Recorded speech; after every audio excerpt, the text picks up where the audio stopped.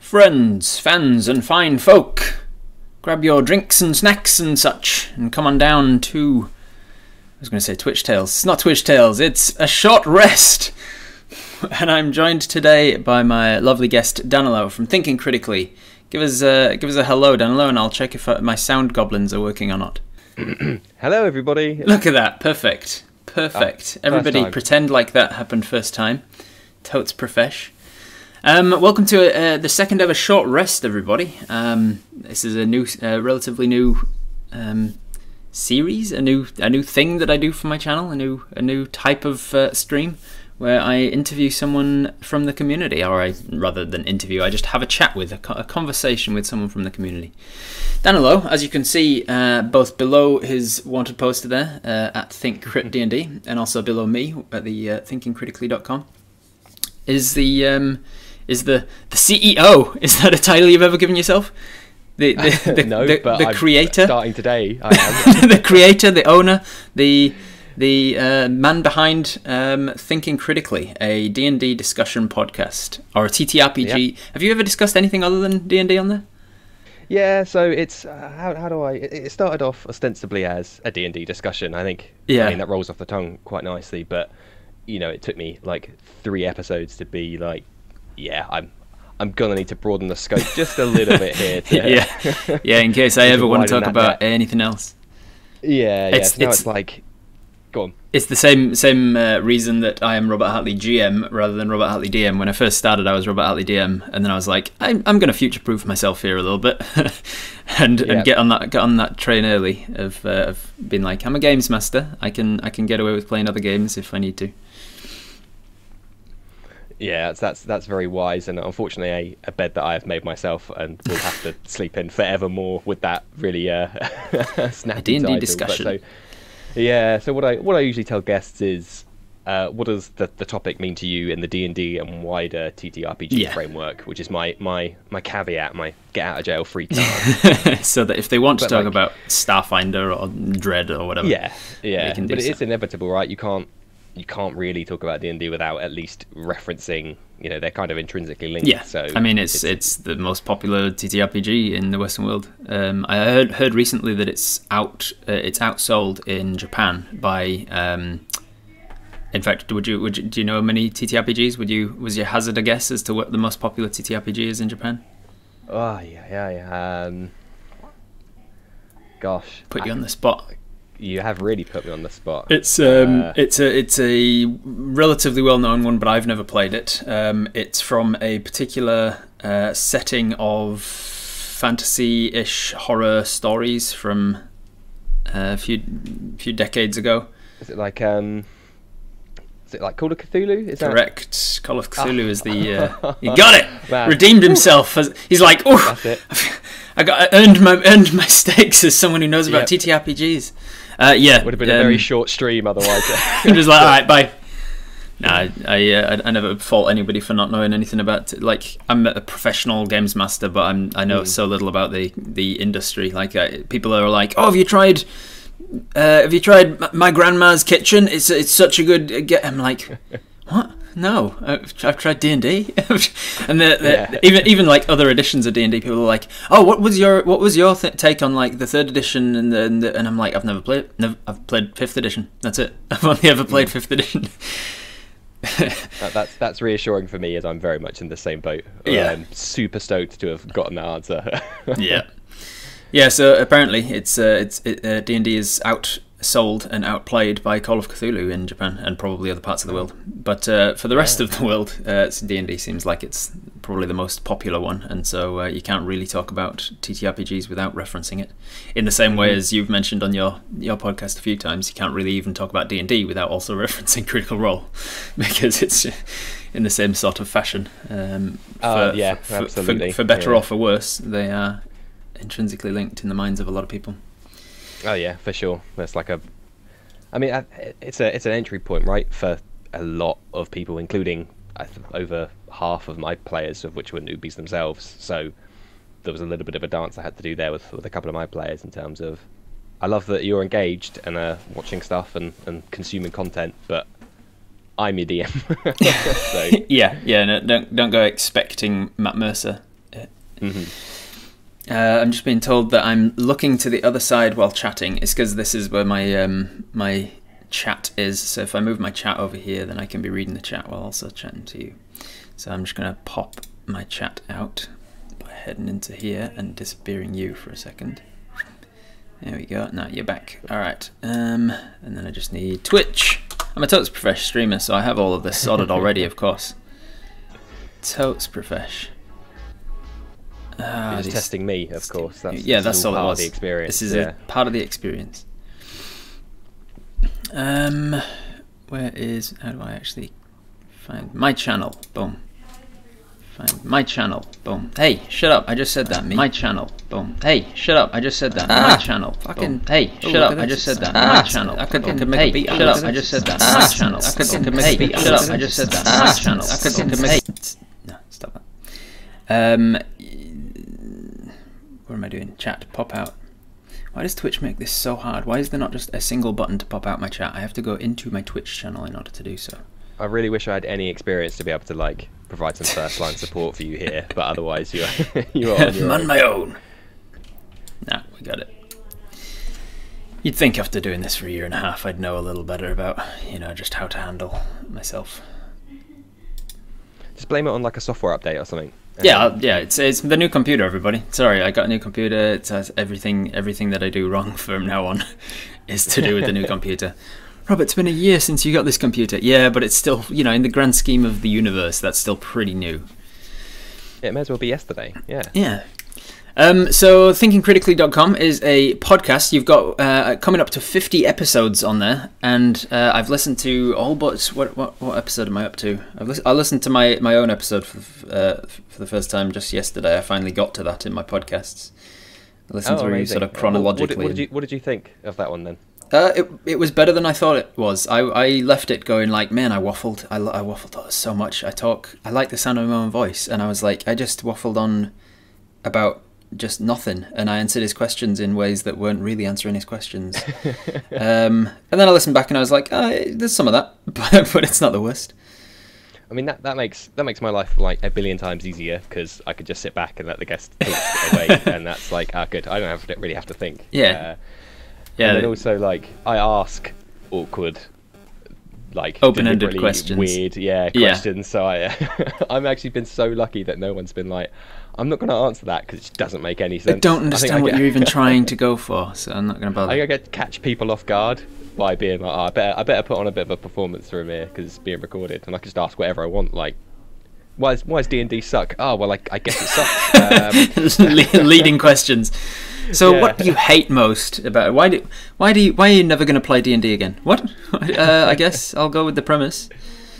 So what am I up to? I am up to, but not included, the 2 most recent episodes, Aesthetic and Narrative. I'm looking forward to it. Oh yeah. But I have listened to every other podcast, every other episode so far, so you can have my Robert approval that if you trust my opinion on things, I am personally recommending Danilo's podcast as a fantastic discussion where you won't always agree with what's being said, but it's always debated in a very interesting and well thought out way. Danilo's does a lot of prep and always keeps the conversation running smoothly and things. So thank you. If you have any time in your days while you're washing up or going on a commute or going on a run or whatever, and you can be listening to a podcast at the same time, I recommend Thinking Critically. So 50 episodes, you must be running out of topics. How does so that I go, it's a real roller coaster. So that for those that don't know, the kind of premise, the USP of the show is, this sounded like a really great idea on paper like 7 months ago. Was why don't I just have like a single word or topic that is the talking point? So it's like streaming, for example, or aesthetic, or narrative, or, as I quickly scroll down, magic, romance, or puzzles. Yeah, magic. Yeah, backgrounds. A whole range of stuff. Which on paper, as I said 7 months ago, was like, that's a sick idea. And you're like, there's lots of topics to talk about, and you're like, fewer than 100 though. Yep. And so I every so often I'm like, I'm running out of things to talk about, and every time I share the list of unclaimed topic with guests, I just feel like I'm putting them off, because they're like, how on earth does let me have a look at some of the unclaimed Wingnuts. I guess I can talk, I guess I can talk about what sugar cubes means to me and the wider TTRPG framework.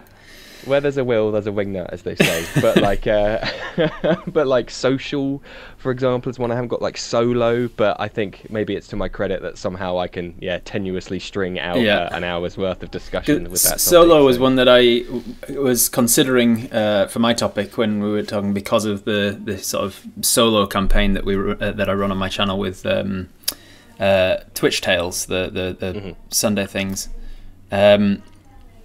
It's technically a solo campaign just in that it's a single character, but I ultimately was like the sort of thing that people like.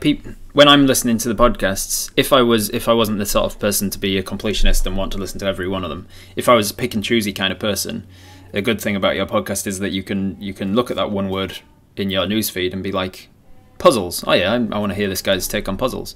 Or you can be like marketing, and I'm not interested in that sort of thing, and you can pick and choose. And so I was like, the people who see solo will be like, oh, I'm about to run a solo mission with my brother, just me as the DM and him as the player. So I'll listen to this guy's insight on it. And then I would have turned up and been like, oh, I run a Twitch thing, which is another thing entirely. And also it's with 100+ people actually making the decisions for this character. And I wouldn't have had applicable sort of advice for how to run a solo game in private kind of thing. So I was like, nah, so I'll leave solo for somebody who does genuinely run solo games.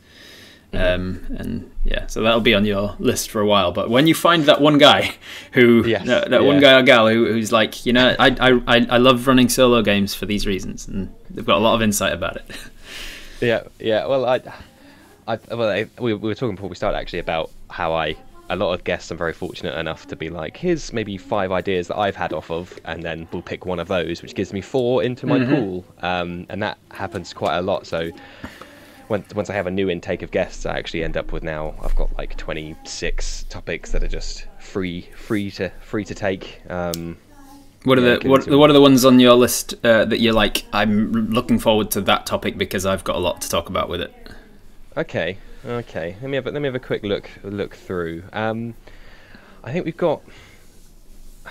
There's one that's relationships, which I actually had booked to record many months ago, but it didn't work for whatever reason at that time. In your credit, one of the good things about having that one word is that it makes it a lot broader. Though you can take that just single word, because if you said playing relationships between characters as the title, then you've narrowed that to just like the relationships in game. Whereas if you just leave it as relationships, then there's a lot more scope for talking about relationships. Yeah, exactly, precisely. So my notes are like your relationship with the DM, or what happens if you have a romantic relationship with the DM and then you break up and still want to keep playing the game, which has happened to innumerable people as well, and things like that. So there's all sorts of other topics. Yeah, my notes start on that one with out of game relationships. So there's quite a few topics which are I've got a category for meta, so which is like about the game rather than the minutiae of physically rolling the dice. So it's like stuff like on that one I would cover things like, do you think this is what I would surprise the guests with in a future episode, and then sit back and watch them squirm for 15 minutes. But well, now you're on my channel, so oh god, is this payback? Yeah, that's what it's gonna be, isn't it? Yeah, Elder, hey, lock the doors. You can't get out. Wait, it doesn't work on Zoom calls. Elder says that I can ask you all the awkward questions now. Yeah, I'm glad I passed the first test. Fancy says, do you let your Patreons suggest words for you? So that is a good question, and if I had a patron to do so, the answer would be yes. seems like missing a trick. You could get yourself a patron. Would be one of the perks of them, like suggest a topic, suggest a person that I should interview. Yeah, I've got it sitting in the draft stage at the moment, so maybe after today I will hit the launch button on that bad boy and have that be one. I had a sort of soft launch with mine. I started a Patreon without advertising that I had one, and then a couple of people actually found it and started patronising me, and I was like, "What? How are you? What? Okay, thanks. I guess I don't have any perks on there at the moment, but they just wanted to support me." And then eventually, after I thought about it, there. Yeah, I thought about it, what perks I should have, and then eventually once I had enough that I was like, I should have something, and then I chucked it out and said, all right, by the way, guys, I've got this thing. Yeah, that and of course streaming is something I'm looking to do going forward off the back of your fabulous advice on our episode. Yeah, you mentioned you might be starting. Yeah. No, I mean, they're on my back burner, which is to say, indefinite. When that actually happens. Yeah. When we in that fabled future time when we have time to do things. Just in that project space. Editing and recording 24/7 non-stop, which is the fortunate position I find myself in today. Yeah, I keep sort of putting things. I'm like, if I can do this one thing, then I'll be able to get all the projects I've been waiting for. And that one thing for me most recently was getting a new PC that can actually handle the editing. So I'm like, yeah, I'm 20 episodes behind on my Twitch Tales episodes. But you know, if I can get a computer that can handle editing, then I'll catch up. And so now I've got a computer. I'm like, okay, guess I'm gonna crack into that job now. Guess I've got no more excuses about why I'm not doing that. Yeah. But I've been busy with this other thing, and but now this other thing's an excuse for that, because you can say it'll break, and then no, I guess I can't do the. Yeah. Exactly. And it'll be miraculously fixed next time you need to use it. So it's the perfect scapegoat. Yeah. So how did you get into D&D? So I've always been into video games since I was very young. So as a broader part of, and I kind of hate to use the term because it means nothing, but like nerd culture, if you'll forgive the I use terminology. That all the time. So it's always been on the periphery of that to me. Yeah. And I guess like 5 years ago, I had a roommate here, a friend of mine, who was living with me, and I had recently split up with my partner at the time, so found myself with a lot more spare time. And I vividly recall he was. You're like, the way to get an even better girlfriend is to start playing Dungeons and Dragons. Everything I know about that game, the girls will come flocking. Well, actually, I've got anecdote 2.0 to follow up with this. That's somewhat partially related. But yeah, no, I vividly remember standing at the top of the stairs and just shouting down and saying, "Simon, do you want to play D&D?" And he just poked his head around the corner and was like, "Yeah, cool." And that was he was like, much the... "Don't scare him away. He's expressed an interest. Gotta play this cool." And so he and I still play to this day in Nice. a different game with different people from the one we actually started. But he and I are still gaming, and That's I good. am a very kind of focused individual. So as soon as I start something new, a new hobby, I dive in with both feet and get all the books. So the PHP was my Bible for a month, and was just smashing that. And it wasn't long after that I was like, I need to run a game because I like to control things, so that sounds like that's what I should be doing here. Yeah. I had a very similar thing. I played once. I'd already heard about.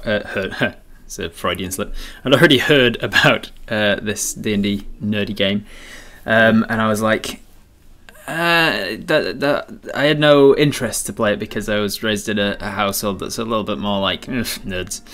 And so it was always like, nerds dressing up in wizard robes and hitting each other with sticks and stuff. And then I heard about a friend. I met a guy who was a dungeon master, and he after a few weeks of knowing him, he kind of like came out as a dungeon master. He was like, so I've got something that I do in my spare time is this thing, and it is sort of like in an ashamed kind of a way. And we were all like, "Oh, that's cool, man." And then I saw a video on YouTube of somebody playing it. It was Will Wheaton's tabletop series, and they were playing. It wasn't Dungeons and Dragons, but it was another role playing game. I can't remember what.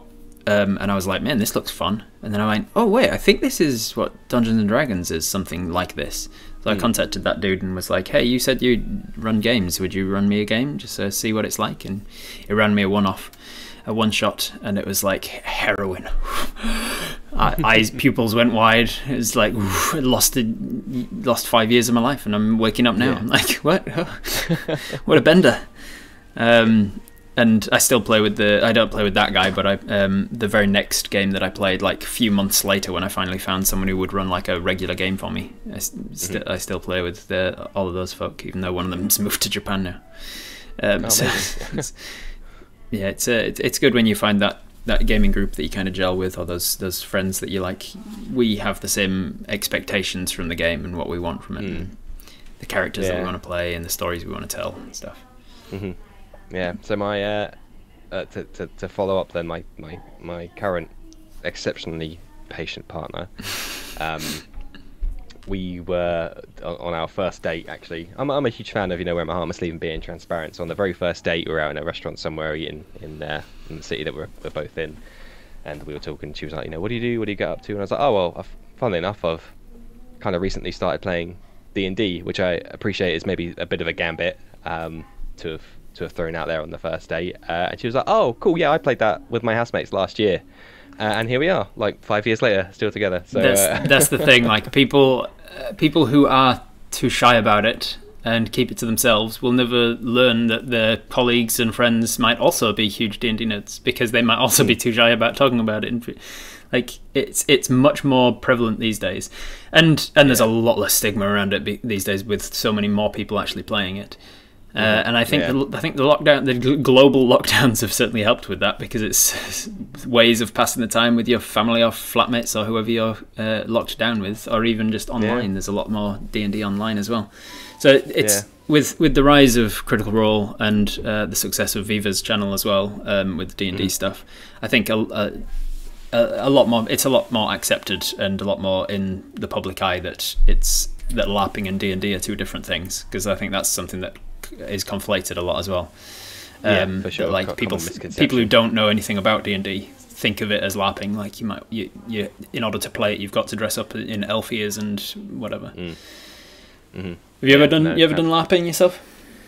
No, I've had a couple of guests that have come on and told me about their experiences with it. That was the topic on space, which it's a good example actually, because I came at that being like, how can you do space travel in D&D and Spelljammer, and how, what is there, can you go to the moon in D&D? And whereas they came at it from a very much here's the combat, a theatre of war, like how does a 5 foot of combat effectiveness affect your space in combat? And they were leveraging their experience of LARPing and being like, having an opportunity attack is a very real thing if you have to cheese it from a fight because you're super exposed. So not personally, but I've had people on that are much more experienced and and knowledgeable on that. So I got a few in my community that LARP, and I've never done it myself. When I got into D&D, it was the thing in the distance that I could be like, well, I might be trying D&D, I might be getting down into this nerd culture down here, but at least I'm not going all the way down to LARPing. There's always that one extra thing that you can be like, okay, I'm a nerd, but I'm not that much of a nerd. And then now that I'm a self-professed nerd, and I'm like, oh, I wasn't going down to D&D, I was like elevating myself to D&D. And now maybe there's the LARPing thing even up here, and I'm like, oh god, what am I doing with my life? If I got into LARPing, I'd never come back out again. And and with me, so I've just written and filmed a web series, D&D Logic, for the Viva guys, and we all got to be in like full proper costumes, and I'm standing around set with an actual like Goliath that's nearly 7 feet tall, and a hobbit lady who's actually like 5 feet tall in real life, and so she made her look even smaller with camera trickery. And there's tiefling and a half orc and stuff just on the set, and we're in a tavern. I'm like, holy shit. And then I remember sitting there one of the filming days, and I went, if this was anything like LARPing, I could really get into it. I've done my preparation and watched. I've caught up on the series, and the production values are insane. It's crazy for production value. I'm so lucky that like my first web series that I've ever written is like got that. Well, second, I did one at drama school, but the first proper web series that I did is like managed to be with somebody who has a production value that they can put into it. That sort of to get that sort of a funding for your first web series, incredible. Yeah, it's amazing. It's bonkers. I'm very impressed with how that looks. A lot of my physical props that I used to use when I was DMing in person are, like Wish specials. So, so yeah, where you get it, you're like, oh yeah, I could definitely use that in my game, and then it turns up, and you're like, oh, this isn't quite as advertised. Yeah, no, I've got like a whole drawer downstairs of just like wigs and glasses and elf ears of varying quality. I don't have. That's one of the things that that I should be getting for my channel. I should have like a dress up box beneath the desk with elf ears and wigs and things, so that when I'm playing a character on stream, I could quickly stick it on. Then it's a slippery slope down to LARPing. Yeah, or a slippery climb climb up to LARPing. Yeah. It's a treadmill up to it's an escalator up to LARPing. Yeah, and that's nice. It's like you're being, you're encouraged to go. Yeah. So yeah, that's quite nice. Fancy says, I suggested that to you, Rob. Yeah, you did suggest that to me, and I said, yeah, that would be a good idea, and then I never did anything about it. It got put in the box of like, I'll do that at some point. Yeah, in the future when there's time. Yeah. LARPing as soon as the lockdown's done. Yeah, okay. Sup, FBGX? What up? She's saying you guys have got no idea, because I may be doing something that's not exactly LARPing, but it's like an in-person. There's a thing down in Wellington here, a place called Zealandia, and it's kind of like a wildlife nature reserve sort of a situation, and they've recently decided to put on a D&D in-person walking tour kind of thing of this wildlife. And being that New Zealand is the location of Middle Earth and the Lord of the Rings and Hobbit and everything, we've got very fantasy-esque locations, and so Zealandia is one of those locations where it's just like everywhere you go, it's like, oh my god, this is beautiful and medieval and almost like prehistoric in its nature and the wildlife around you and stuff. And they're going to be doing a walking tour / D&D one shot soon. It was meant to be in the recent lockdown, but they've shifted it, and it's going to be in about a month or so, a couple of weeks. I don't know, I can't remember exactly when, but I'm going down for that. So that'll be the precursor to that. And a few of the people I'm going with are like, oh, we should dress up. I'm like, okay, this is how it begins. Yeah, that's your foot in the door. Yeah. No, I'm sounding like I'm doing my podcast, but to loop back on something we were talking about earlier on, so when I'd finished DMing for my first group of gamers, and then I'd taken a DM holiday and was looking to start up again. I didn't really have a pool of people ready, so very similar to what we were talking about earlier on about how less stigmatized it is.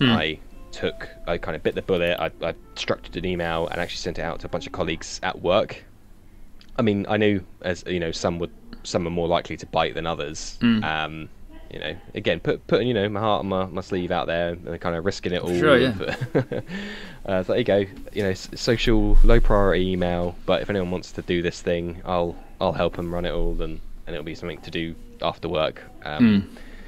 And I didn't get a response for ages. I already had a couple of guys that we talked to, in private, who were like, yeah, I'll play, that's fine, send it out and we'll see what happens. And I didn't get any bites, and was kind of like, I'm a bit bummed out now. Yeah. And then, like 2 weeks after sending the email, I was in the kitchen, making a coffee or whatnot, and one guy was like, oh, Danlo, I saw an email. Yeah, I had a look, that looks cool. When can we start? Oh, and also this other guy wants to join us. Like, oh, okay, steady on. We're about to reach my limit of players. Yeah. And they had gone from literally nothing, from seeing my email to now. Last Tuesday, we just finished session 64 of a 2.5-year campaign with those guys. So it successfully. Is that like so 2.5 years? So you're playing like bi-weekly, like fortnightly? Yeah, we started weekly, and then because I had a bunch of pre-prepped stuff, so it was easy for me to churn through it, and then that kind of got exhausted, and I got exhausted. So I said, we'll move to fortnightly. So yeah, the first maybe like 10, 15 were It's weekly. how it tends to go. It's how it went with mine as well. Like, yeah, let's play all of the time. Oh, this takes preparation and energy, and all the things that I have to make and create for it. Because when I was starting DMing, like I only had the one group, and then like a few sessions later, I had two groups, and I was creating things for them. I was like having handouts and letters, handwritten letters in scrolled cursive writing and things, and like tokens and bits. And one of the guys was a warlock, and he took the Pact of the Tome feature. And so I made, and he's an Archfey warlock. So I made him I went out and bought a book that had sort of like a brownish kind of medieval paper kind of quality to it. And then I got some bark, and I straightened out the bark, and I cut it to size and added it to his. So he was like, amazing. Here's your Fey creature warlock. And then I wrote all of his cantrips. We've got the guidance cantrip in there, and I wrote all of his spells and cantrips in his book of tomes and things. And I was like, here, have this, and this. This is your tome that you can write all of your spells in and stuff. Don't do that anymore for my home games, because by God does that take time, and I run too many games to do it, unfortunately. And I'm really disappointed that I'm not able to do that sort of stuff anymore, because I really enjoyed it. I've still got the letters that I handed to FPGX in the chat. I handed her as she chose to be a monk, but she was like one of her worries when she was starting was like, if I'm a monk and I'm meant to be like learning my stuff from a monastery, how am I going to keep in touch with my monastery while I'm out on the road, kind of thing. And I was like, okay, what happens is your father, when you leave, gives you a sending scroll, essentially, that once a day or whatever you can write a message to him, like, and then it disappears from your scroll and ends up on his, and then he can keep in touch with you and be like, hey, you need anything? Are you doing all right? Are you feeding yourself well? He can be his fatherly type to be like, are you looking after yourself? And then every time she opened a scroll, I would give her the new message that he'd written out, like a little A5 piece of paper with cursive writing about how you're doing. Yeah. But it takes so long and so much prep to actually think ahead of all of that stuff.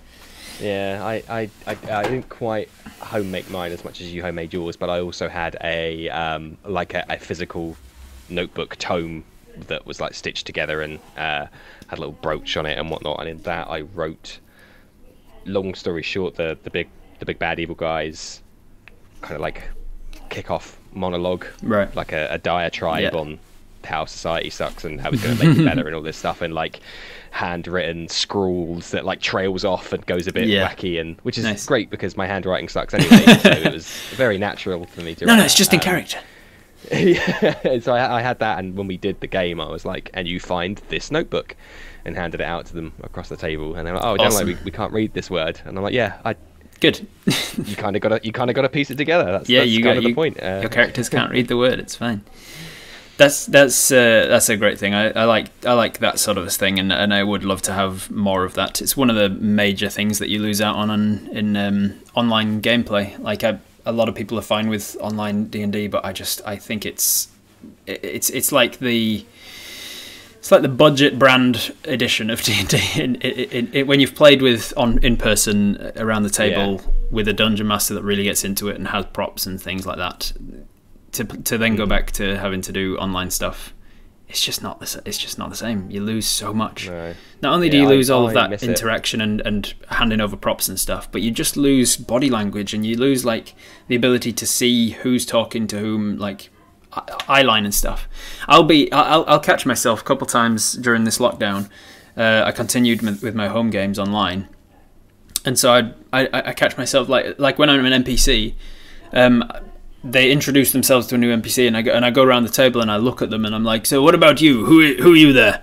And I'll like look at them, and then there was like just awkward pauses where they're like, is he looking at me? Because when I'm around a table, I can't, and I'm like, oh, that's right, I need to actually address somebody by their character or whatever, because I can't just stare in their eyes and make them feel uncomfortable or intimidated or shy or feel like I'm flirting with them or whatever. Like, you lose just so much about online. Yeah, there is something to be said for doing it in person. I know there are a number of successful remote games, and I said ours, I would argue, is successfully transitioned to online, and what was continuing to work from home and here in the UK, and others being distributed. Like we've basically said we'll stay remote until it's like a boss battle or the end of a chapter, and then we might have like a celebratory one in person. But yeah, I do miss it exactly for that reasons you've said. It is there's an equal amount of people talking over each other as there are, funnily enough, awkward silences. Nobody talks because it's like, well, what about you? And you're just like, you. There. One of you screams on the. Who are you talking to? I'm like, any of you, just one of you say something. Yeah, and I do get quite animated as well, and like stood up and put one leg on the bench and whatnot as we were playing, and gesticulated, as probably everyone can see. You embody the character, don't you? Yeah. You almost have to do more work in the script and the voice, because you lose some of the embodiment and the characterizations, and you might, if that particular NPC has a twitch or a tick or something that might get lost over. It gets lost because somebody's got like a stuttery, compressed, in the middle of a dramatic monologue or something, and there's a dramatic scene where one of the characters is dying, and there's nothing they can do to save them, and then Discord cuts out and loses you. You're like, okay, great. We actually, I think twice in maybe the 30 sessions we've played online have I actually had all 6 players have their cameras on. When I played last Tuesday, there was just 2 of them for the majority, with a third one dropping in out of 6 players. So for large portions, I'm DMing to not even you can't even see their face at all. It's the worst. I can't, like, it's one of my prerequisites essentially when I'm doing online. I'm like, I need to see your faces, even if you don't want to be on a stream, then fine, we'll do it without me streaming, but I need to be able to see your face at the very least, because I can't react off of your reactions. I can't see whether you're actually paying attention to the game, all that stuff. And now I know we're probably making a lot of people in the chat feel shitty that online play is the only play that they have access to because of lockdown and various different communities. And online play is better than no play usually. Like I'd still rather, if somebody's, a friend of mine, as I said, has moved to Japan, we're going to be continuing his home game with him feeding in from Japan, because I'd rather still play with him than not play at all. But if you're not enjoying the story or the people and you're online, then there's nothing to be. And so people say like no D&D is better than bad D&D. Like it's if it's still good D&D at the heart of it, then yeah, you move it online if you have to. But all I'm saying is, like, if you have the choice to be in person with it, just do it. Make the commute for an hour across town to get to your friend's house to play in person, and don't just be like, oh, it's an hour away though, and I have to take the bus and stuff. It's still gonna be worth it. Just get in person. Saying that, I don't miss lugging around so much stuff. Go to your DM's house if possible. The DM should be the one hosting it, because they've got so much stuff. All of my having to take minis and books and everything. I'll do it, but goddamn, so many of my minis are breaking because I end up having to take them in weird cases that don't fit them and stuff. They're all bashing around together. Yeah, we were doing it. One of the players, they had a huge conservatory with a huge table in it, and it was really close to work. So everybody left work, and it's super convenient for everybody. So we were playing there, and it was hard not to resent the players that just turn up with themselves and they're in there with like 2 bags for life and a rucksack, and being like, where can I put all my stuff? I'm gonna need 10 minutes to unload. And then another 10 minutes to get my head into the That's one of the issues. I for a while, when I was first starting out being a professional dungeon master, one of the sources of income that I thought I would rely on heavily is like DMing for people professionally, like DM for hire. And thankfully, my Twitch has taken up to a point where I don't need to do that, and I chose to cut it out as one of the sources of income because of just how much work I have to put in to do it, relative to earning the same amount through Twitch. Like I had to take everything. I had to work out where that person was and go to their house and keep myself safe in case there were some sort of loony, and take all of the shit with me, and also just go through all of the prep work for it, because I only ever run homebrew stuff. It's just I never really think to run modules. It's not really my style, and so I would have to put in so much prep work, even if it was like when I started out, I offered like 4 different tiers of gameplay. I was like, if you want a completely improvised game, then that's the cheapest option but I don't put any prep into it. Essentially, I'll just turn up and we'll improvise something ridiculous. See what happens. Yeah, all the way up to like if you want to play the platinum tier, then I'll put in all of the work to like make sure that there's twists and turns and character drama and character acts and things all into this one shot. So I offered these different things, and depending on what it was, even if I was doing this like improvised tier level, I would still have like but I need to prepare something because I can't turn up with nothing. And I'm like, no, they've just paid you to turn up with nothing and just improvise something. Yeah, but I need to have something. So I'd like prep something, and then I turn up with all of my gear, and there's always that. It never happened to me, thankfully, but there's always that risk of turning up to somebody's house and then playing with your minis and dice and things and stuff getting lost or broken, and then you're like, okay, well, I suppose I should be asking for a deposit as well as the actual charge, and it just was too much admin for what it was worth. I think there's very easy to be romanticized to be a live professional DM, but then when you, as you've just described, a lot of the things people don't think about, it can very easily be like, that's like an actual job. Yeah. So when I was first deciding, like, the popularity of the Viva La Dirt League D&D stuff really took off, and a bunch of people were like, you should stream on Twitch, and I started streaming and stuff, and I was like, I'm not sure, this is good and it's popular and it's going somewhere, but Twitch won't be enough to support me, so I'm going to need this other avenue of this and this and this and this, and if I do all of them, maybe I'll be able to support myself. And so I started out with it being like, this is going to be what I need to do to survive. And then thankfully, I suppose, I don't.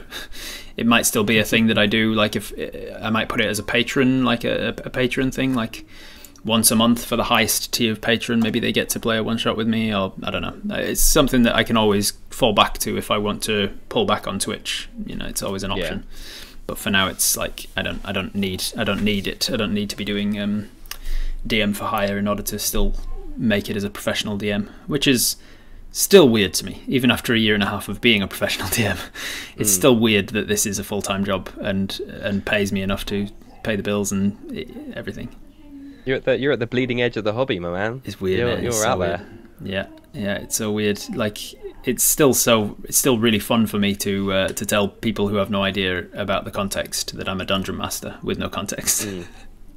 People are like, what do you do for a living? I'm like, I'm a dungeon master. They're like, what about that weather, eh? Yeah. I think it will always feel weird for you until it is ubiquitous. Yeah. Like maybe not to the same level as football, but on that trajectory. Yeah. It's also really funny that my brothers have no idea what I do and don't understand it. They just they don't understand what I do at all. They're both builders and they're both into Formula One racing and sports and things, and to each their own. But funnily, the one of them that had just been posting in our like family WhatsApp channel, he'd just been posting something about the Formula One, and like, oh, Lando Norris is blah blah blah. He's just won the race, and McLaren's in the something blah blah blah. You can tell I'm really into sports. And then I posted something about my D&D thing, and like a link to some channel or something, and he was like, I don't get, so are people just watching you play the game? And I'm like, yeah. And they're like, why would people watch you play a game? And I'm like, why would you watch somebody else race around a track in a car 17 times? Like we just had the same, he couldn't see, or at least he did when I pointed it out, but he didn't see the irony of what he was saying off the bat. Like, oh yeah, I am watching, like, watching people play football. It's no different. You're watching somebody else play the game. You have no say in what's actually happening on the field. You're just watching somebody else and enjoying their process. Yeah, a couple of my friends who are also very similar to your family there have also, I think they leveled that exact same question at me when I've said like, oh, there's one of the games I play and we streamed that for a bit as well. I'm just along for the ride there, don't do any work. And they were like, why are you doing that? And his specific question was like, so people watch you? I'm like, yeah. And he's like, well, why don't they just play instead of watching you? And I'm like, well, lots of reasons. That's such a weird, weird question to ask. It's like, because you can't just turn your computer on and be, oh, I'm in a D&D game. Now I'm playing a D&D game. Yeah. Like there's a whole lot of stuff you have to do. And a lot of people don't want to play. A lot of people who watch don't want to play. They don't get the same enjoyment from playing as they would from watching. So there's lots of different reasons why people might be in that boat. Mm-hmm. I wish my family would understand that point. Yeah, at one point, Amelin, if you keep pushing the point, I'm sure they'll eventually either understand it or at the very least accept it.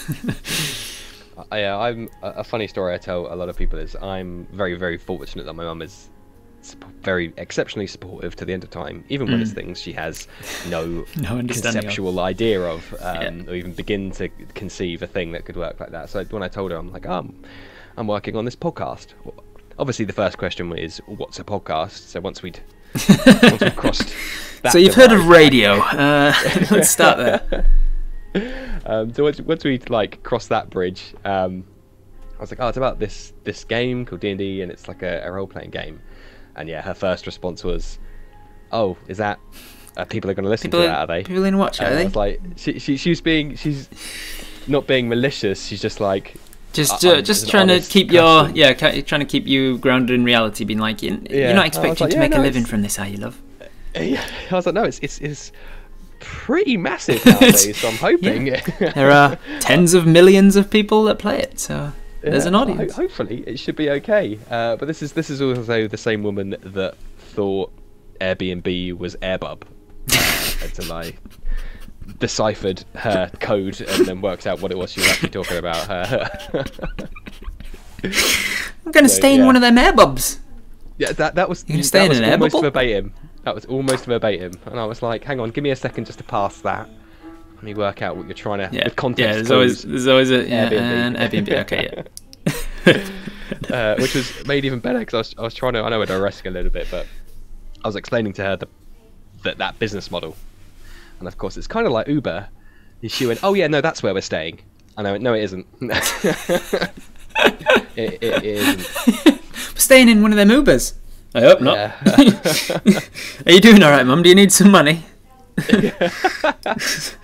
Yeah. So that's funny story. Zess had never heard of D&D until getting into Viva the Dirt League. Apparently, now I'm hooked on learning more and watching content. I'm glad to be your drug dealer there, Zess. Getting you into it, getting you hooked on it. D&D campaigns were my first experience. Yeah, Viva. Another one saying Viva was the first experience.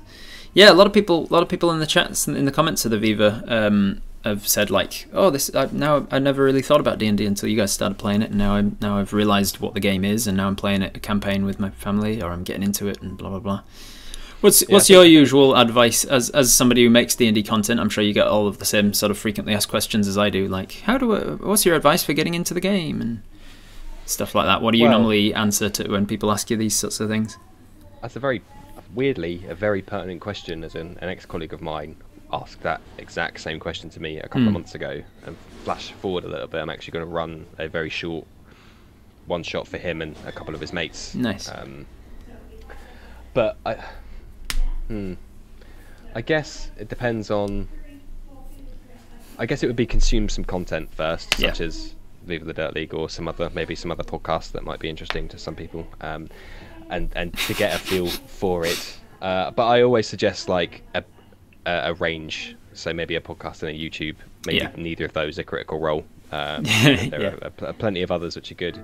So much like people do when they watch Viva the Dirt League, they go, "Oh, this is an idea of what it is," but I think a common pitfall to a lot of new players is thinking that the way that one is the way the game is. Yeah. When it's too often that people will find one thing and go, "Oh, that's how the game's played." Yeah, it's to the credit of the hobby that it is so varied and flexible, when you can have everything from like Call of Cthulhu, existential horror, to crime, gritty film noir, to goofy shooting sci-fi set in space, and goofy wacky fantasy, and there's Harmon Quest style. I tend to try and do the same. I'm personally a really big fan of Critical Role, so for better or worse, I know that they're ubiquitous within like the industry, but it doesn't irk me on a personal level because I'm a fan of them as well. So I usually, when people say like what sort of content is out there, I'll make sure to say Critical Role, but also check out Harmon Quest, and also check out Dimension 20, and also check out Viva la Dirty D&D, because those just with 4 alone, you've already got 4 very different styles of playing and 4 very different games. And if you just watched one episode of each of those 4 things, you'd be like, oh, okay, this is just a tool for storytelling. And this guy tells these sorts of stories, but this group over here tells this sort of story. Yeah, and I think it's also... So I listened to the first campaign of a podcast called Not Another D&D Podcast, and that is very... they're very loosey-goosey with the rules. So for me, it was kind of like a guilty pleasure, because personally, I'm very not loosey-goosey with the rules. So it was kind of like a palate cleanser to listen to that, and just to kind of appreciate it from a narrative, just to see comedy. how different the game can be. Because it is, because I said that in the framework of like telling like as advice to other people, but it's advice that I forget to follow for myself as well. Like I forget to get out there and see other people's content and see like, oh wow, yeah, my games are very different to this or whatever. Sometimes I do forget to bring myself to other people's style of DMing and see if there's anything that I could learn from or pick up from them. And then occasionally I will just like I'll happen across something and I'll go, holy cow, yeah, that's something that I could do more with my games. Yeah, and I think it's also not only just the style of games, but obviously it's going to sound stupid when I say it, but obviously the players as well themselves have a huge impact on the style and how it feels and what kind of happens. And so I play in an in-person game. We're about to pick up the other in-person game. DMs that live nearby and stuff, and they obviously have a very particular style, and all the players are me included, all very invested, very knowledgeable, all very, on and in backstories and stories and theming and all that kind of stuff. And then I always like to tell them that one of my players in my games remotely, he very much sees it as just something. It sounds like super negative. I don't really mean it that way, but he sees it as something to do on every other Tuesday. Yeah. It's just a pastime. It's just a thing that's like, oh yeah, I could go out on the pub, or I could maybe hang out with some friends and play some D&D. So much so that more than one time he's joined the Discord and said, "Oh, can you hear me? All right." And we're like, "Yeah, we can hear you." Oh, because I'm just out for a walk and there's cars driving by. So I'm like, oh, "Okay, cool." That's fine. He's very low maintenance as a player, so as a DM, it's like I don't really have to care because and he still turns up every other week. The sort of player where you'll be like they'll be deciding what to do about robbing this bank or whatever, or going on this heist, and you'll be like, okay, I haven't heard from Gary in a while, so you're like, hey Gary, are you still there? Yeah, I'm still here. What do you think about this plan? Yeah, I'm happy to go with whatever the party does. One of those types. Exactly that type of player. He's always like, oh, I'll just go with the other people, which the other players have said, like, is that okay down low? And I said, well, to me, it's great because it's so low maintenance. I just don't like it. It's almost like a non-variable that I don't have to worry about. Do you worry about whether do you like second guess yourself about whether that's like, are you enjoying the game? Like, are you enjoying being? Absolutely. Obviously, I think any DM would in that position, and I've absolutely been like, am I not doing it for you? Yeah, is this not the right sort of thing? And helping me out with that, it was Matt Colville's video on like the different types of player and how they engage differently and stuff. I don't know if you've seen it, but it's a video I'd highly recommend. Matt Colville has some fantastic advice videos. And one of them was like, there is that sort of a player that is genuinely enjoying himself by playing the game in that way. It's just a social thing for him to enjoy. And I've had players like that where I'm like, are you like? I'll go to him afterwards. Are you enjoying this? Are you still? And even without like checking in directly, you can usually tell just by like littler things like, okay, he's prepared his character sheet and he has turned up at the right time every day, and he's not just flaking it, and he is paying attention to the story and going along with it. And when it is his turn, he's ready. He knows what to do on his turn and stuff. So there's little things. Yeah. I just want to pause to say thank you very much, Nemo, for the donation there. Appreciate it. Oh. Daniel, what were you saying? Sorry. Sorry to interrupt you there, but as I was saying, like the live games that I play, because they DM only ever for A, in person, and B, for people that are super invested. Right. I always like to be like just to kind of like give you a wider idea of the scope of the kind of players. There are people out there that just don't like are not like the five of us. It's probably the best way to put it. And again, he was like, oh, I was off up a mountain, so I'm calling in from my car. I'll just mute myself. And he was literally driving like a 2-hour journey while we were gaming, and he basically had us on his whole journey home, because he was off like climbing up a mountain somewhere. And so that's like fine, because even if he'd been sat at home, his interaction didn't really change a huge amount. Yeah. So from a DM's perspective, it's totally fine. Yeah. Makes combat a little bit stickier sometimes, as I kind of have to judge difficulty with regards to engagement and how much he knows his character and whatnot. But other than that, it's fine. And yeah, it's just nice to be like, you're kind of lucky that there's 5 of us who sit with you at a table and are super engaged. Oh, so yeah. just you know, like if that's the sort of players you like at the table, to get 5 of those it can be quite a rare thing. Absolutely, yeah. And can be quite, like, it could be what's the expression? Like, it can be a case of sort of be careful what you wish for, because if you think you'd like that sort of a game, and then you get 5 people who are like that sort of a player, it can be very draining. Like, I've had games where everybody was on and everybody really enjoyed playing in the same way as I do, and then it was fucking exhausting by the end of the session. I was like, oh god, I just run a marathon. It's demanding, right? They ask for more, but it's again another idiom I hate to use because it's so cliche. But you know, the more you put in, the more you get out. Yeah. And that is not a bad thing. You put less in, you get less out. But maybe they only want less out, so that's totally fine. But they put in a lot, those kind of players, and of course you have to kind of step up and provide the feedback to that. And yeah, that is absolutely a demand that is true, and it's something the DMs that I've mentioned, he's very self-conscious and always comes to me after a game as like his DM confidant and be like, hey, I run it like that, was that okay that I did the combat that way? And I'm like, man, you worry firstly way too much. No one noticed any of the big mistakes you thought you made, and B, no, I thought that was fine. Like, here's how my interpretation of it is, and that's fine. But no, I do very much struggle with that self-consciousness, and I ran this is going to speak volumes about the kind of person I am, but I ran a SurveyMonkey like 20 sessions in to be like, here are the 3 pillars, you know, which are your favourite, which things I need to focus on, who is your favourite NPC, so I could incorporate more NPCs of that kind and that kind of stuff, and it was all broadly positive. And as another one of the players said, he keeps turning back. He keeps coming back every 2 weeks, you know, 64 sessions in, and he wouldn't.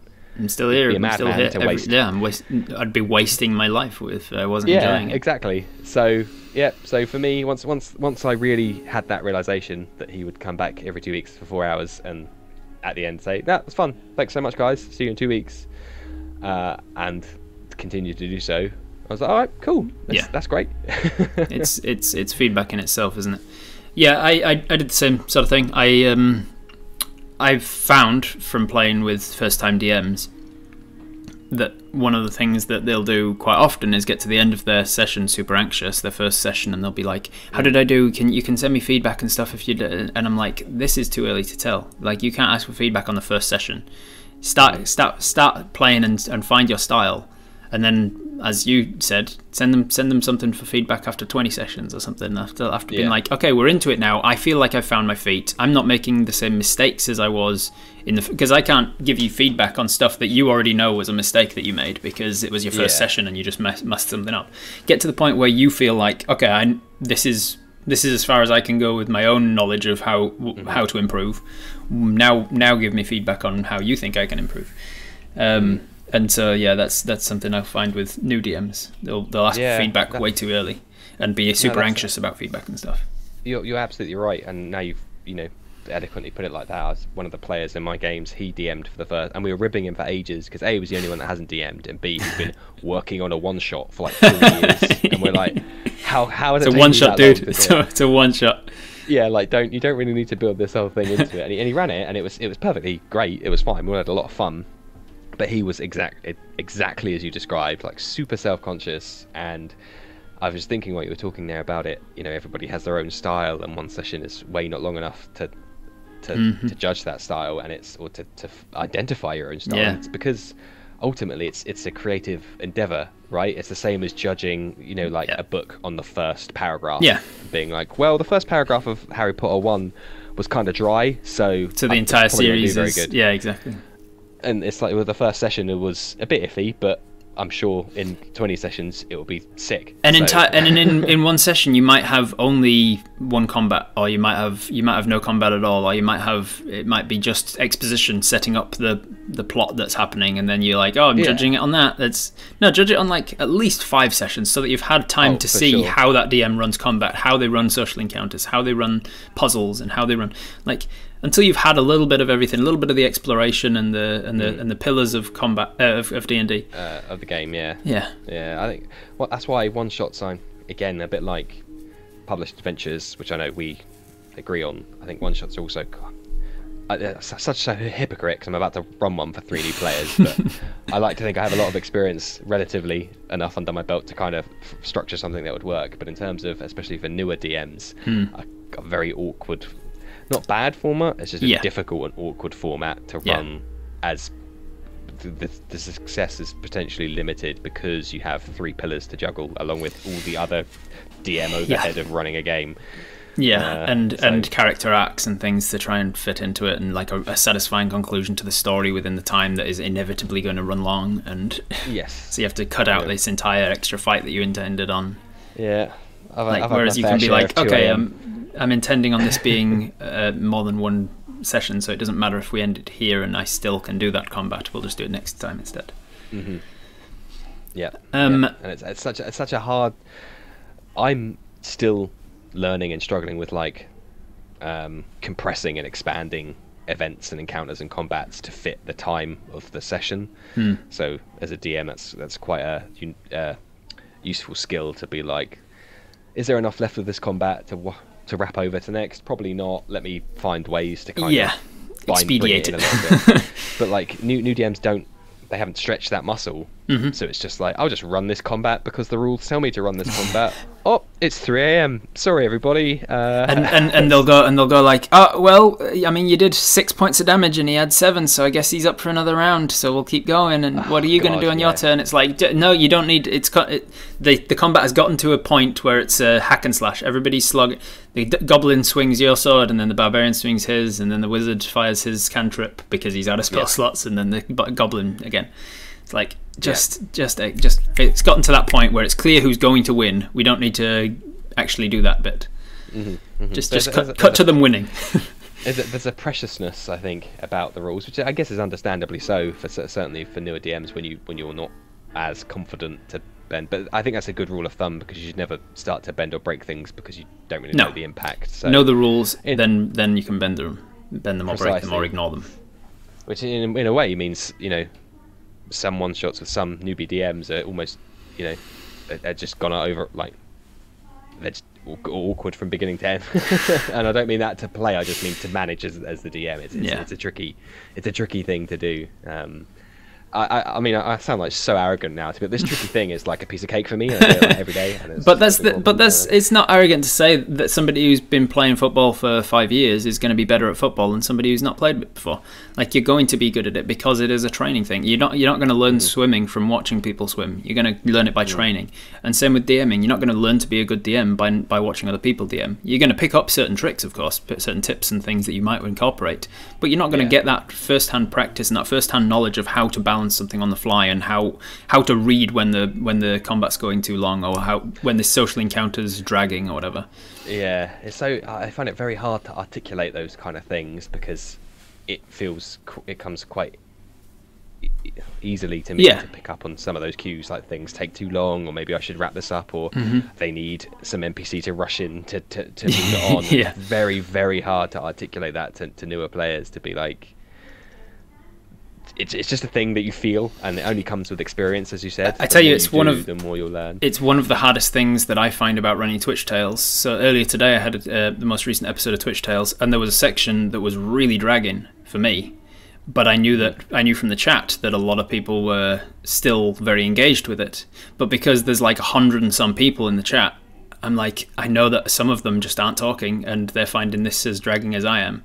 And I was like, is there anything else that you want to ask this person about? Is there anything else that you want to talk to them about? Or can we move on from this particular social interaction? And they're like asking different questions and asking, and I'm like, okay, so these people at the table would be the sort of people that you can just keep involved with that roleplay, and you can go for an entire hour of just this conversation roleplayed between this one person and the NPC, which would be perfectly fine because it's only the people at the table that are enjoying that, and you can gauge the table as a whole.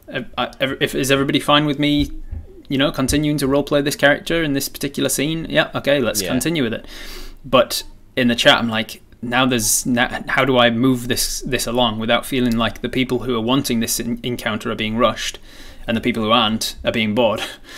Yeah, so that's a real tricky one. Yeah, and that is also that. I mean, that God goes knows the how same to do for it. a table. Yeah, because there's one person at the table who wants it and 3 that don't. Then you've still got to judge that. Yeah, and that again comes with experience, and also another thing that I personally find that I've seen. Here's the thing: I used to think it was just me, but then I've seen it when I've been a player with the DM. So when I'm DMing, especially in person, I am on like I'm on like 110% engagement. I'm everything's on, all cylinders are going. I'm juggling this, that, and the other. Doubly so for combat, but slightly less for social encounters. And it's very, very, very, very hard to see the wood for the trees. To be like, that one player has done nothing for 25 minutes. And it usually is when it gets to like 25-30 minutes or something that's when it becomes a large enough gap that you realise, oh shit, I've ignored you for half an hour. And like, let's check in over here. Like if it's a game that extends into the evening, and because I'm buzzing, I'm not that tired, and I've had it. I had a really kind of like cathartic moment when I've been like, whoa, and the DM, I'm dancing around and I'm playing a character and I'm being all emotive, and I just look at the table and they're all like half asleep, and I'm like, yeah, let me just take a step back for a second and realise that I'm super pumped because I'm the DM and I have to be pumped, but then these guys want to go to bed because they're fucking knackered after working for 8 hours today, so let me try and find a place to put this. And that was one moment that I was like, I really have to try and see it from their perspective, and it's exceptionally hard to do. And as a player, I've been on the other side and just been like, this is slow as shit, and I'm super tired, and the DM's super engaged, and I was like, it's not just me. That makes me feel better. Yeah, for sure. For my home games, we've set like an arbitrary time that we're just like, we'll cut off at this time. So that we don't ever get to that point of one of the players having to awkwardly be like, I have to go to bed, can we, and then the DM feeling awkward and being like, oh yeah, I suppose we should end it there. And so we're just like, we'll end at this point. And if it, like, we won't just like, 10 o'clock, I'll cut mid-sentence. Pull your power out the PC. It's like, it's coming up to 10, I'll find a suitable place to wrap, which may end up going until like 10:15 or whatever. But like, we've got a time that I'm like, okay, we'll wrap up about this time, and then people go to bed. This has been delightful to chat, and we've gone off on many tangents and things, but I want to start actually acknowledging my chat. Thank you for sticking around. Spirit Goblin asked a while ago, I wondered if you've ever contemplated a dream player group. I'd love to have played a game with John Cleese and Gygax, etc. Who would be your dream table that you'd love to play with DM for? I find that very awkward, a difficult question, because you never. I'm going to sound like such a knob. I'm sure that alienate listeners. I'm going to clip it as well and put it everywhere. I hate everyone. No, I don't know. They a lot of those answers that's like, I want to play with X, Y, and Z are like, but as players they might be bad. I always find it hard to judge. Yeah. How good or bad a player might be, and as we discussed earlier on, it's a learning experience, and it's exchange improves over time. So to be plonked at a table and be like, you're running a game. Well, I'll use a different example for Jason Statham. Weirdly, the first actor that comes to my mind. I'd be like, this is just gonna be garbage. Yeah. I mean, it's amazing to play with him, but like as in terms of like a gameplay experience, it's gonna be shit. So I don't know. It's hard, isn't it?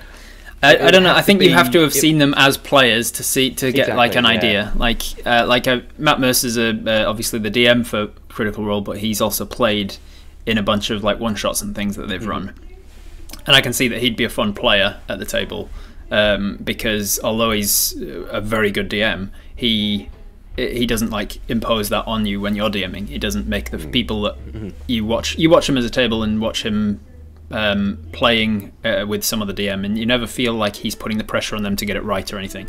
He's very much like and a lot of the more nervous ones that are running a one shot will like look to him and be like, "Am I running this rule right?" And he'll never answer them. He'll just be like, "Whatever you want, do it. It's your rules." So I think he'd be a great player to have at the table. And Brennan Lee Mulligan, sure. I've seen Brennan Lee Mulligan, who runs who's the DM for Dimension 20, and he's a fantastic DM. He's one of my favourites, and he's also just a fantastic player. He gets super into the roles, so I think I'd love to have him at the table. But like people like I don't know, like I'm a real excuse me, a real big fan of the first season of Adventure Zone. Have you ever listened to that? Yeah, that's what my partner was listening to, and I've got the comics there first. Yeah, as well. I need to read through. But yes, no, I'm a so Griffiths is a good counterexample where I think he's a fantastic dungeon master in the Adventure Zone, but I've heard him as a player in like future seasons where somebody else was DMing, and I was like, I don't think he's a bit too. I don't know how to say it because I've never really sort of stopped to analyze it, but there's just something about the way that he plays that's a little bit too much like a DM playing. Yes, and so like he wouldn't be one of my go-tos. Like I'd love to play in a game where he's DMing, but I wouldn't necessarily want to have him at my table if I'm DMing. So I think to what you were talking about, Master, there earlier on about not being a DM at the table, I think there's a tipping point for a lot of DMs, and myself included, where I certainly see playing as my night off. I'm relish not having to worry about any of that stuff. I just be like, this is my scope. It's this one sheet, and that's all I have to worry about. So like whenever like I'll help with like rules adjudication and stuff, but in terms of anything else, I'm like, man, I don't care. I'm happy to not care about that stuff. Yeah, like I'm completely a different frame of mind. I get very little chance to play, but I do in a weekly game with a friend out where I'm playing a gnome rogue, and that's the only game that I've played in years, essentially. Only like proper ongoing game rather than one shots on streams and things. And so as this character, I've had to learn what it's like to be a player when I know the rules back to front, and like to just keep my mouth shut when things are going wrong, and it's only ever really irks me when it's something that could really affect the group, like somebody's like she's the DM's if not that she does, but if she, for example, if she was to rule death saves wrong or something, and suddenly we're making and I'm like, we don't make death saves for that, or like. And I don't mind pointing things out that I know she would appreciate me pointing out, like forgetting concentration and stuff. I'd be like, "Oh, don't forget he's concentrating on that spell or whatever." But you gotta know when it's going to actually be important that you point something out and when it's not. Yeah, I think the line in the sand is when it's like they just don't know the rule. Yeah, and it's like, oh, let me help you clarify that because it will help you DM. Yes, that is probably the frame of mind you should be in. It's always a case of simple for you. Yeah, it's always a case of like, is this a choice that you've made that you're ruling it in this way? Because that's not how the rule goes. If it's a choice, that's fine. You've chosen to make the rule that way, and precisely, it's your house rule. But if it's a case of you just didn't know that the rule is not that way, then I would like to explain how it actually is. Yeah, and then if you decide to run it your way, again, that's totally cool because that's how you want to run the game. But know the rules before you change the rules. Yeah, but I think again that not only comes with experience of playing the game, but also experience with that DM. So I can tell when my DM is essentially homebrewing a rule on the fly, and I'm like, oh, okay, he's doing it that way. That's interesting. Let's see. Like, I know what he's getting at. Let's see how that goes. Like, I know that's not raw. But I'm like, okay, I know that he knows. So, but that comes with that back and forth and that experience. Yeah, I tend to like to tell people ahead of time what my house rules are, or if it's somebody I'm playing with for the first time, like if I use a rule that I know is a house rule, I will make sure that they they know that I am aware that this is not how the rule actually works, and I do so in the Viva la Dirt League D&D's episodes as well. Like I'll usually say half and round up, and then I'll say I round up in my games. I'll just like make an offhand sort of side remark to the camera to be like, hey, person in the chat who's currently typing, I know halfway through, yeah. I know this isn't how they're. Yeah, I know that a 10 is technically a success on death save. In my game, a 10 is a fail, and an 11 is a success, because that way it makes it actually 50-50. So I'll like comment, and I'll be like, I know that this is not the rule, and then I'll go back to what I was doing, just so that people, if there are DMs at the table, they aren't left with the same awkward situation that I find myself in, where I'm like, I don't know whether this is a choice that you've made or whether you just didn't know the rule. Yeah. Let me see if there's other questions in the chat. Try and catch up with the chat a bit. I think there have been. I always feel like there's so much fun playing D&D, but I'm so terrible at improvising and thinking on the fly and reacting to situations in the game. I'm always paralysed in thoughts like, what should I do? Should I do this? No, that's stupid. Everyone will think I'm stupid. It's kind of the worst. That's an awful situation to be in, Harem. Like not knowing what to do, or should I do this? I always I'm very grateful that I have training as an actor, because I do draw on my actor training to just put myself 100% in that role and just be like, I don't care if this is a stupid decision, if it is the right decision that this character would make. So even when I'm DMing, I always try and put myself in the NPC, even if it's an NPC I've just come up with on the fly. I still have to, and sometimes I have to, sometimes I can do that without a break in the conversation, but sometimes I'll have to pause and be like, okay, all right, what would they do next? Let me think for a second. Let me think. Okay, so they are, let's see, they're a peasant living below the poverty line, living hand to mouth. They're a farmer. They've got a family to feed. They're probably afraid of dying. Maybe they've been sick. Okay, there's an adventurer running towards them with a sword. What would they do? They would probably do this thing, and then I'll like put myself in that situation and be like, this is what they're going to do, and stick with it. And that might not be the optimal thing to do. It probably isn't, but it's the right thing to do, because it's the character's right decisions, sort of thing. Yeah, very much so. And there's my game has got a guy who loves optimization, which is the polite way of saying min-maxing, I guess. But he's very benign. He's not like, you're playing it wrong if you don't min-max. But he is, like, just as a human being, not being optimized is like abhorrent to him. Which is very great for like the strategy board games we play. Fantastic at those. Like, it's great to have on my side in those.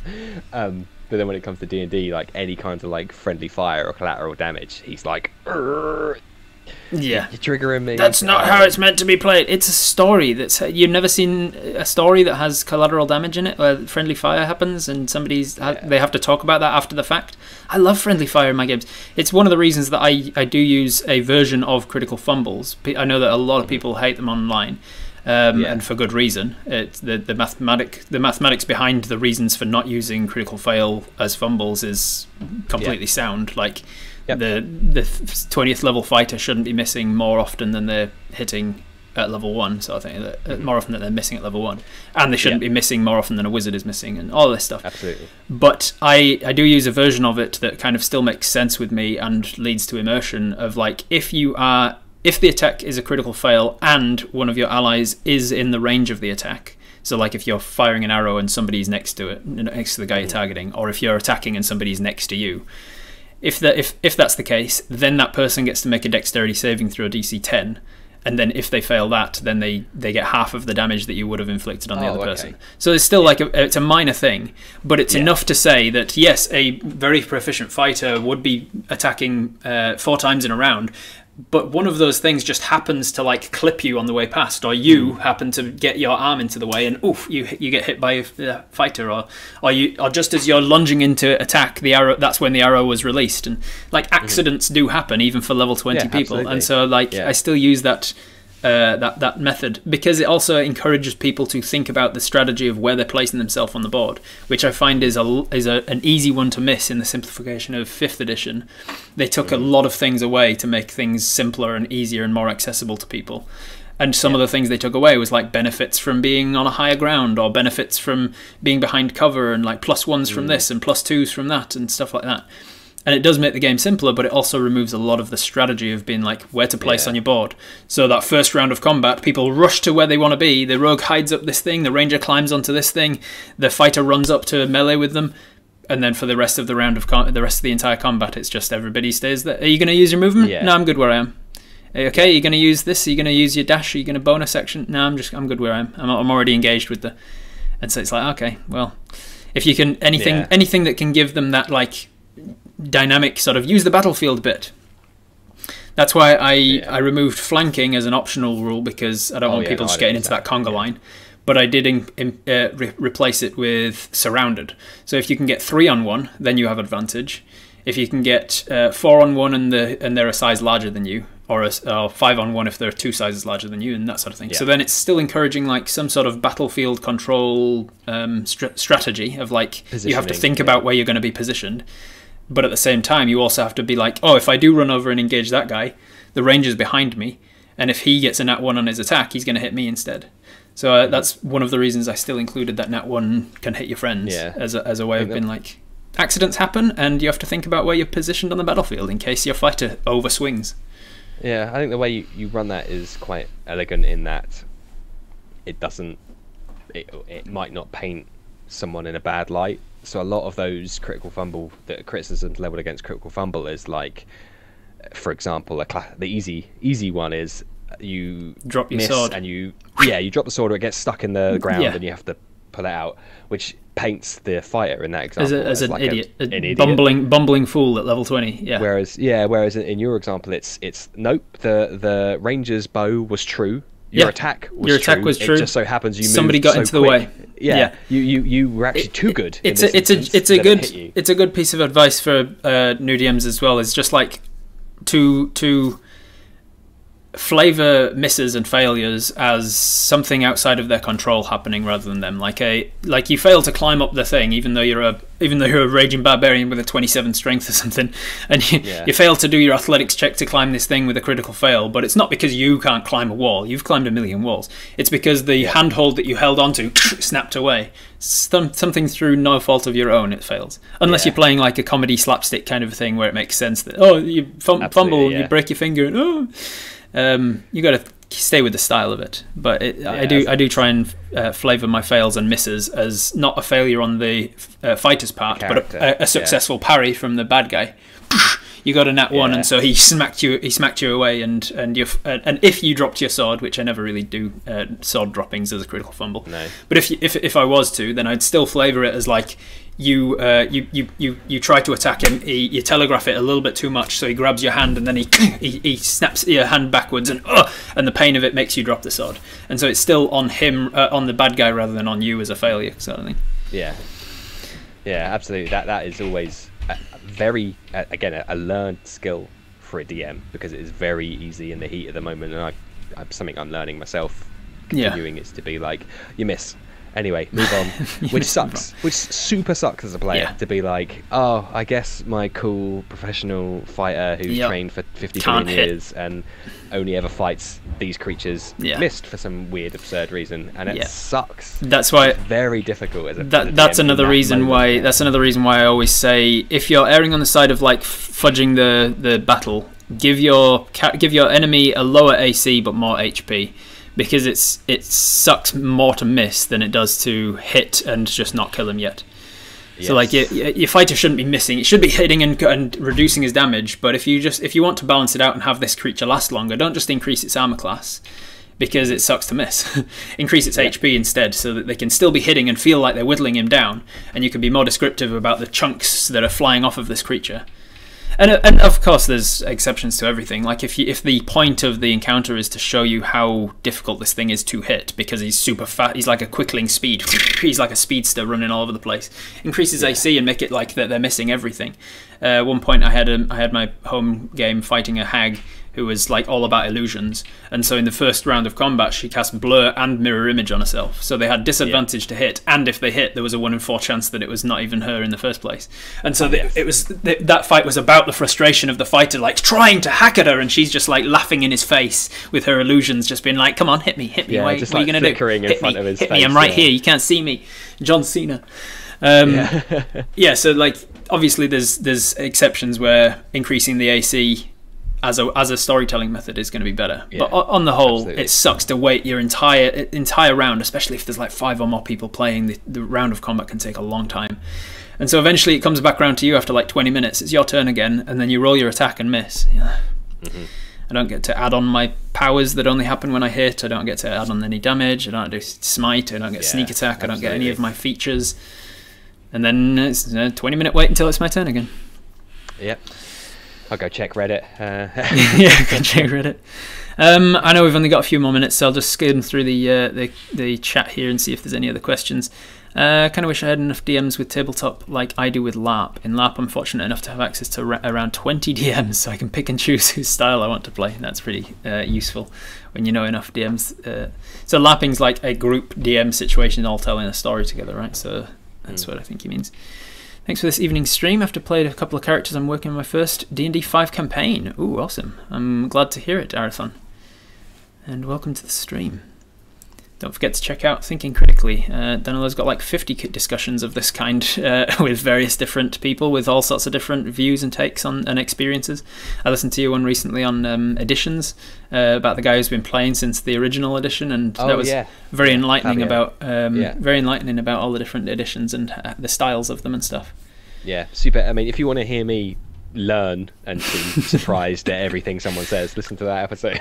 So I'm like, oh, that's what it was like. Just skimming, trying to catch up. This is very common in my chats that I usually end up way behind. I do a stream every Thursday called Charisma Check, where it's a just chatting stream, and there's a lot of this sort of content where I'm just like giving my 2 cents on D&D things. And because I read every comment and answer to them all, I end up like an hour behind sometimes. I'm sure it adds up. Yeah. Playing games with actors would be very intimidating. As much as I'd love to play with Critical Role crowd, I've come across as so hammy compared to them. Yeah, so, for sure. I mean, they're nice enough folk that they wouldn't make you feel bad about it, I'm sure. But yeah, you'd feel bad for yourself, I'm sure, if everybody else is putting on this crazy character voice and really embodying the character, and you're not good with voices. How do you do with your like embodying a voice of a character? Are you good with accents and dialects and stutters and things that set a character aside? No, not accents. I do like mannerisms, I guess is the shorthand. Yeah. Accents, no. When I'm on my own, pottering around the house doing goofy voices, I could do loads of crazy voices. But for some reason, as soon as I'm sitting in this seat, it's always just this gruff. It's this guy. Man. It's this guy again. No, this is a different guy. That problem in one of the aloof elf. The problem in one of the episodes of D&D more recently, when they accidentally the Sorcerer's Wild Surge accidentally conjured a unicorn, and I had to come up with a unicorn on the fly, and I was like, oh wow. Oh, and he I think he was a brummy. He turned into, it was like this sort of thing, and it was only after I did the voice just on the fly that I realised, oh shit, I've already had one of the NPCs as a brummy earlier in the campaign, and as I expected, one of them went, "Are you so and so in disguise?" And he's like, "No, I'm just another brummy. I'm just a unicorn that has the same voice because Robert had to come up with a voice on the fly and didn't think about it." Yep. You get 50 gold. What do you buy? All right. What would you buy with 50 gold? If you were a D&D character, I imagine. Adventurer. I mean, it's boring. I sound well boring now. Rations. No, yeah, that's probably like 5 years worth of rations. It is a lot of rations. I mean, guess to mitigate any concern for food, it's probably maybe not that stupid idea. But I'll get healing potion out of the way as like the go-to easy answer. I think 50 gold would get you one healing potion. Yeah, I think the least expensive one is 50 Gs. But then to put that out of the way, there might be an aesthetic magic item like the ones in Xanathar's, like the cape of billowing, or the wand of conducting. Like one of those. Wand of smiles. Wand of smiles would be a pretty fun prank item. Just forcing people to smile in really angry situations. Just have it in your pocket and just go around like Karen hunting. I demand to seek your manager, and then you cast a wand of smiles at her, and she's like, I don't know why I'm smiling. I'm very angry. Please believe me. Please. All right. So I know you had an out because it's 11:30 p.m. for you, so I don't want to keep you up all night. So we'll end off with this one last question from Fancy. If you had a cantrip in real life, what would you pick? It's got to be True Strike, right? Oh, you mean the trick spell that sucks? Yeah, please. The one spell that is objectively terrible. Yeah. I mean, again, it's going to be a lame answer. I mean, there's probably much better answers out there, but I think just prestidigitation it's got to be. has like insane it's got to be cases. incredible use cases. I was watching D&D Shorts, I think it was, the YouTube channel, and he did like a video of 101 uses of prestidigitation, and I saw the title. I was like, okay, so he means like he's going to talk about 10 and he's exaggerating. No, he lists like 101 different uses for prestidigitation.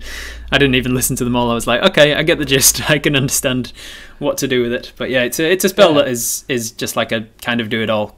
Do anything every do anything day. you want as long as it's minor. Yeah, exactly. And it's like, never do washing up again, never clean your clothes again. Yep. Oh, it's just dreamy. I love it if it just did those two things. Having said all the way to the bank. mending would be the other option. I think mending would Yes. possibly be my choice, even above prestidigitation. It would definitely be one of those. I have thought about it before, how much bank you could make if you had the mending spell and opened up just a general repairs store and was like, I will repair your cracked screen on your phone. I'll repair the gubbins, the workings, anything that's going on with it for $20, and it takes me a minute to cast. Yeah, Bing, you'd be there you laughing go. all the way to the bank. And having a new dog who loves chewing through cables is actually very good. All my goddamn minis, and be able to mend all of these. All these broken minis that fall off my desk or get bumped around as I'm mucking them about. All right, well, we should end it there so that you can go to bed. Thank you very much for joining me, Danilo. You have been an absolute pleasure, as you were the first time we chatted. I look forward to you starting your streaming, and definitely let me know when you have done so that I can follow you and all these people can follow you. In fact, actually, you have a Twitch account, don't you? Because you were in my chat the other day. I do indeed. It was Thinking Critically, was it? There it is. There it is. Boom. So if everybody, I've been lurking. if everybody wants to prepare for the occasion that Danilo starts streaming, head over to Thinking Critically. Click his name there, and you can see it pops up with Add Friend, Whisper. You can click on the little the title there. Click on it. Head over to Thinking Critically. Drop him a follow so that you're notified when he starts streaming. And in the meantime, before he starts streaming, you can go and check out more of his conversations at thinkingcritically.com, where you can find his podcast on your podcast player of choice. You're on all of them, I'm pretty sure. Oh, yeah. And until such time, thank you very much for joining me. And is there anything else you want to plug or talk about before we leave? No, just thank you very much. This was a lot of fun. As I said before we started, slightly anxious, but it was actually a very, very enjoyable experience. No worries. Yeah, a lot of fun. Thank you for... just, as I said, any questions, anyone? I know there was a couple more questions in the chat or whatever. Just feel free, people just reach out whenever they want. And I'll look forward to welcoming any they can find you on they can find you on Twitter and things as well, can't they? Absolutely, thing beneath your name there, Think Crit D&D. So if you've got more questions, more conversation to be had, as you can tell, we're both always open and encouraging of talking about D&D. Absolutely, literally do so for a living. So so reach out. All right, we'll leave it there. Thank you very much for joining. I'll head us over to the ending soon screen and find somebody to raid. Bye. Bye.